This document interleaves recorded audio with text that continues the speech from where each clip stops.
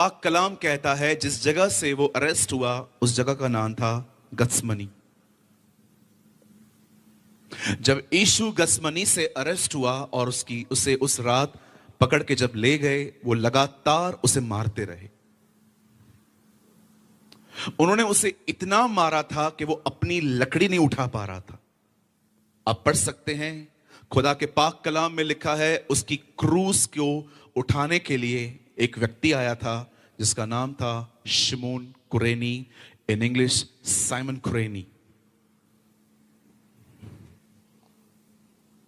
जब यीशु उस लकड़ी को उठा रहे थे तो परमेश्वर का वचन कहता है उसे वो मारते मारते एक ऐसी जगह पे ले गए जहां पर जिस जगह का नाम था खोपड़ी। और लास्ट में बाइबल कहती है कि यीशु ने परमेश्वर को पुकारना वहां पर शुरू किया, एली एली लमा शबक्तनी।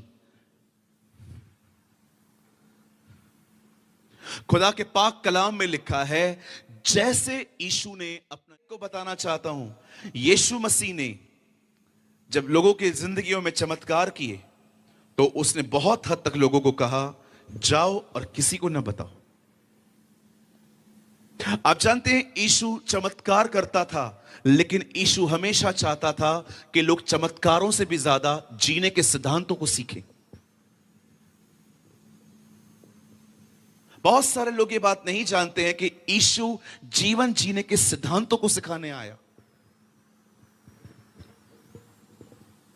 विश्वास कीजिए, जिसका चरित्र नहीं बदलता उसकी जिंदगी में समस्याएं कभी बंद नहीं होती। मैंने अपनी आंखों से देखा है। मैंने देखा है जिन लोगों का चरित्र नहीं बदलता उनकी जिंदगियों में तकलीफें खत्म ही नहीं होती। मेरा एक दोस्त है,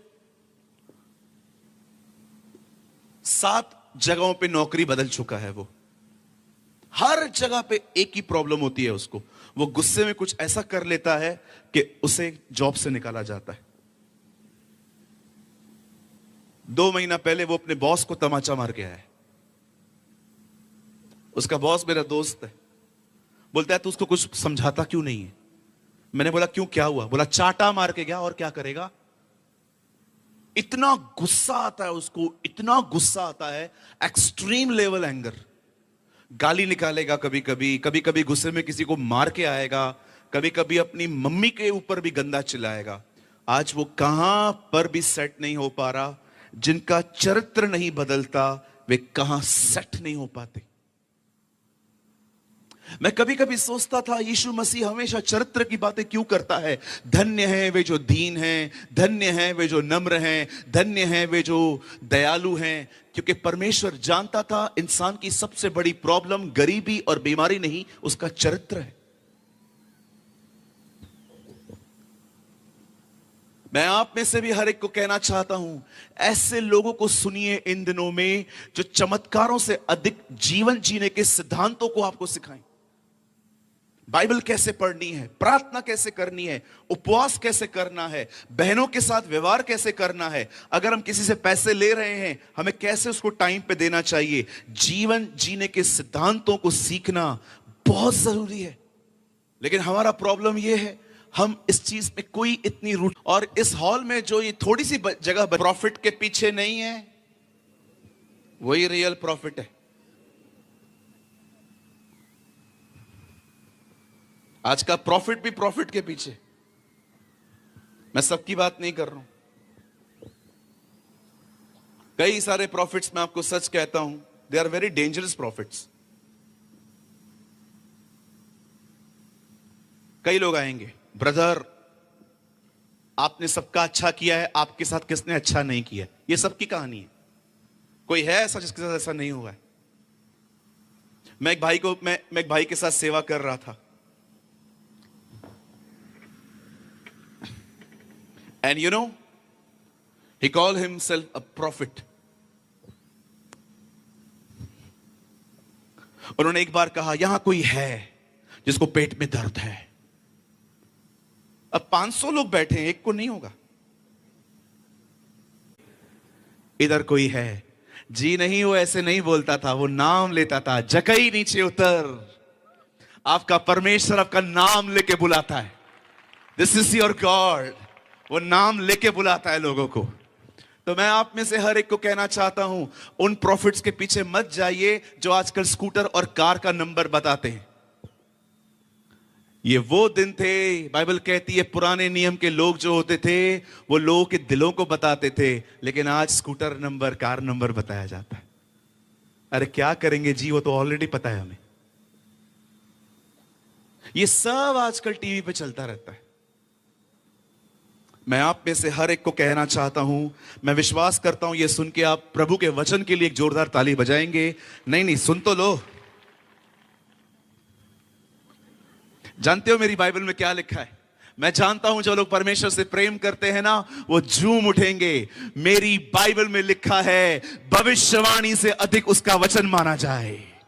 Oh, this is my Bible says that the word of the Lord should be followed. प्रभु का वचन भविष्यवाणी से अधिक पालन किया जाए। भविष्यवाणियां फेल हो सकती हैं, पर बाइबल कहती है जमीन टल जाएगी, आसमान टल जाएगा, परंतु उसकी वचन की कोई बात ना चाहता हूं। बहुत जल्द वो हमारे बीच में आने वाला है और ये बहुत जरूरी है कि कलीसिया अब जीवन जीने के सिद्धांतों को समझे, न केवल चमत्कारों का पीछा करे। आज मैं आने वाले सिर्फ 35 से 40 मिनट मैं एक सिद्धांत प्रचार करना चाहता हूं आपके बीच में। और मैं फिर से कहता हूं, मैं किसी भी प्रोफेसी के खिलाफ नहीं हूं, ना ही मैं किसी भविष्यवक्ता के खिलाफ हूं। प्रभु ने हर एक को मसीह में अपनी अपनी बुलाहट दी है, लेकिन मैं आपको बताना चाहता हूं, हर चीज वहां रखिए जहां उसकी जगह है। हालेलुया। क्या आप सब तैयार हैं प्रभु के वचन के लिए? Come on, yes, no, no, yes. आइए मेरे साथ खोलें, open your Bible with me, मत्ती रचित सुसमाचार। मेरे साथ खोलिए द गॉस्पल ऑफ मैथ्यू। मेरे साथ खोलिए मत्ती रचित सुसमाचार, और हम सब खोलेंगे 27वां अध्याय, चैप्टर 27। और धरती डोल गई और चट्टानें तड़क गई। आमेन। आइए सामने देखिए। आप चाहें तो आप अपनी अपनी बाइबल को ड्रॉप कर सकते हैं अपनी अपनी लैप्स पे, और मैं चाहता हूं आप सब सामने देखें। बाइबल कहती है एक रात यीशु मसीह गिरफ्तार होते हैं। खुदा का पाक कलाम कहता है जिस जगह से वो अरेस्ट हुआ उस जगह का नाम था गत्समनी। जब यीशु गत्समनी से अरेस्ट हुआ और उसे उस रात पकड़ के जब ले गए, वो लगातार उसे मारते रहे। उन्होंने उसे इतना मारा था कि वो अपनी लकड़ी नहीं उठा पा रहा था। आप पढ़ सकते हैं, खुदा के पाक कलाम में लिखा है उसकी क्रूस को उठाने के लिए एक व्यक्ति आया था जिसका नाम था शिमोन कुरेनी, इन इंग्लिश साइमन कुरेनी। जब यीशु उस लकड़ी को उठा रहे थे तो परमेश्वर का वचन कहता है उसे वो मारते मारते एक ऐसी जगह पे ले गए जहां पर, जिस जगह का नाम था खोपड़ी। और लास्ट में बाइबल कहती है कि यीशु ने परमेश्वर को पुकारना वहां पर शुरू किया, एली एली लमा शबक्तनी। खुदा के पाक कलाम में लिखा है जैसे यीशु ने अपना जीवन दिया, जैसे यीशु ने अपने प्राण छोड़ दिए, इस अर्थ पे, इस पृथ्वी पर उसके मरने के बाद जो पहला काम हुआ वो है एक मंदिर का पर्दा फटा।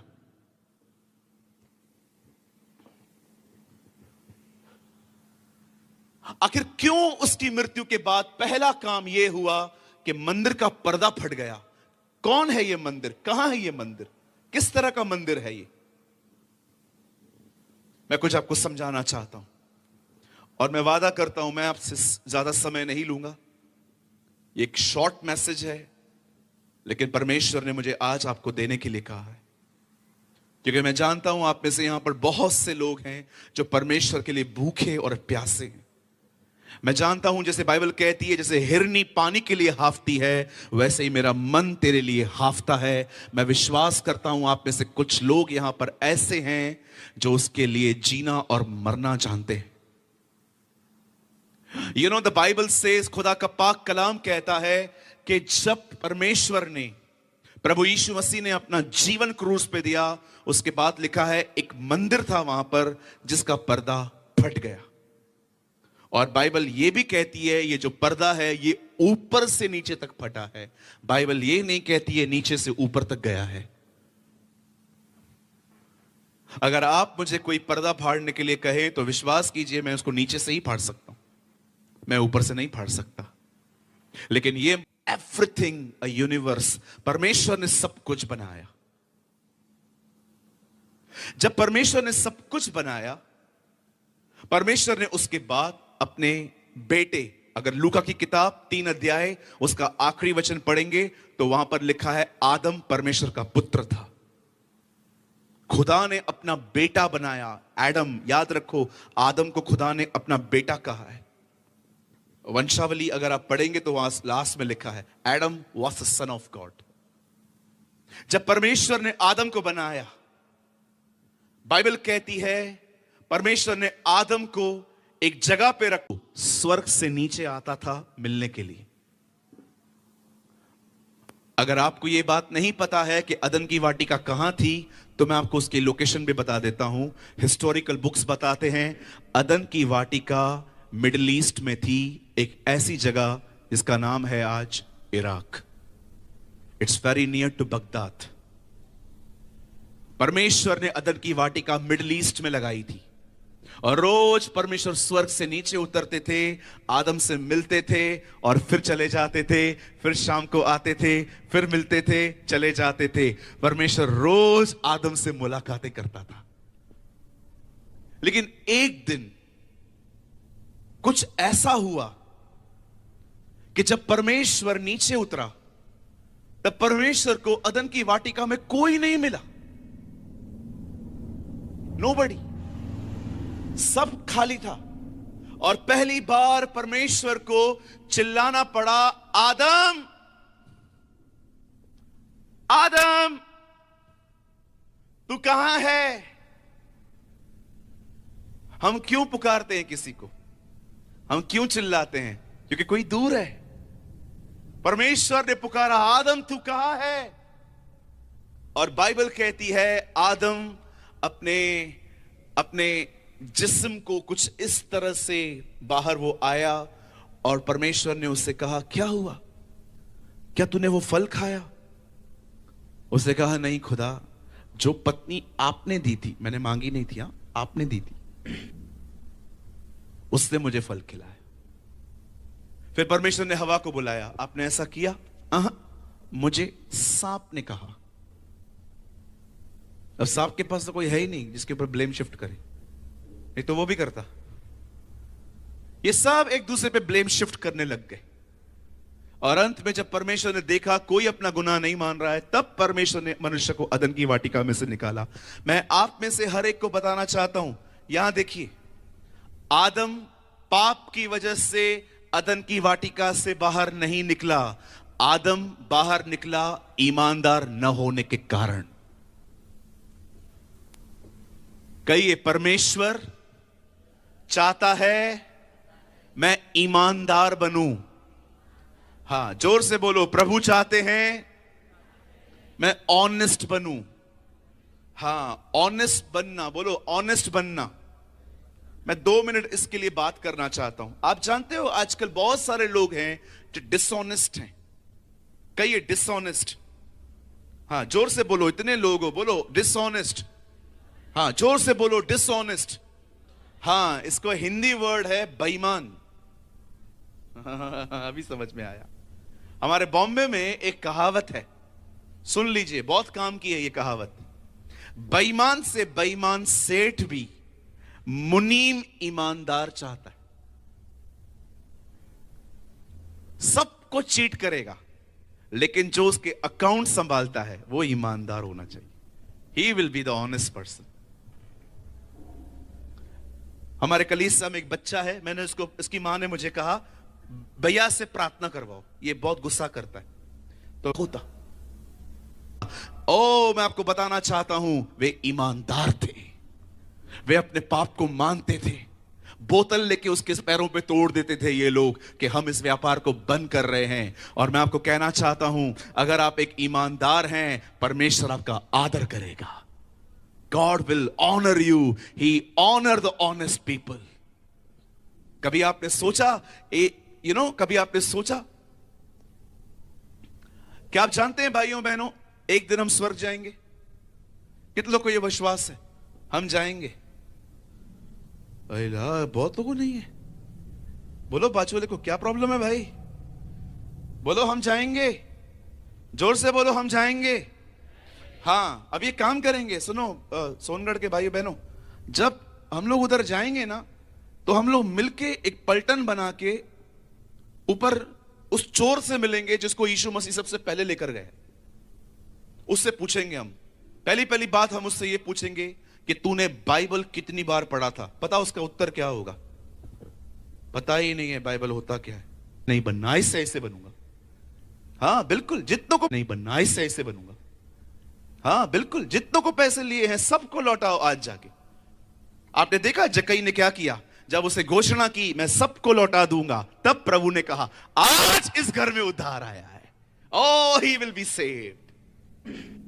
हालेलुया, बोलो यीशु मसीह की। आप जानते हो, जब परमेश्वर अदन की वाटिका में आता है, सब गायब थे, न आदम न हवा। और जब प्रभु उनसे मिलते हैं, पूछते हैं क्या किया भाई आपने? ओ प्रभु, हमने तो कुछ भी नहीं किया, जो करवाया इन लोगों ने करवाया। ओ गॉड हेट डिसऑनेस्ट नेचर। और जब परमेश्वर ने जब ये देखा कि ये डिसऑनेस्ट है, तब परमेश्वर ने उन्हें अपनी उपस्थिति से निकाल दिया। अब बड़े ध्यान से सुनिए, मैसेज अब स्टार्ट हो रहा है। परमेश्वर आदम से रोज मिलने अर्थ पे आता था, लेकिन अब इंसान पाप कर चुका है। Now he is not in the presence of God. अब वो खुदा के साथ नहीं है। और परमेश्वर एक दिन फिर से मनुष्य से मिलने की योजना बनाता है। वो फिर से, बाइबल कहती है, वो योजना बनाता है कि मैं उनसे मिलूंगा। और परमेश्वर इस बार पकड़ता है अब्राहम को। और जब परमेश्वर अब्राहम से बात करता है, तो परमेश्वर अब्राहम को बताता है तेरे द्वारा बहुत सारी जातियां आएंगी। और उसी जाति में से, बाइबल कहती है उसी के वंश में से एक व्यक्ति आता है जिसका नाम था मूसा। और परमेश्वर मूसा को कहता है एक काम कर, एक मंदिर बना। उस मंदिर के 3 खंड बना, बाहरी आंगन, पवित्र स्थान, महापवित्र स्थान। बाहरी आंगन में प्रजा बैठती थी, बीच वाले आंगन में याजक बैठते थे, और महापवित्र स्थान में महायाजक साल में एक बार जाता था और वहां पर परमेश्वर रहता था। लेकिन मैं आपको बताना चाहता हूं, उस जगह पे जाने से पहले वहां एक कर्टन था, वहां पर एक पर्दा था। कोई भी ऐसे यहां वहां नहीं जा सकता था। आप जानते हैं, अदन की वाटिका में परमेश्वर और मनुष्य के बीच में कोई कर्टन नहीं था। लेकिन पाप हो जाने के बाद, मैं आप में से हर एक को बताना चाहता हूं, खुदा और उसके लोगों के बीच में एक कर्टन आ गया। ये पाप की वजह से हुआ, क्योंकि परमेश्वर पवित्र है, हम पापी हैं। वो ज्योति है, हम अंधेरे में जिंदगी जीते हैं। हमारा कोई मेल मिलाप नहीं था, और वो और हम अलग हो गए, डिविजन्स आ गए। और परमेश्वर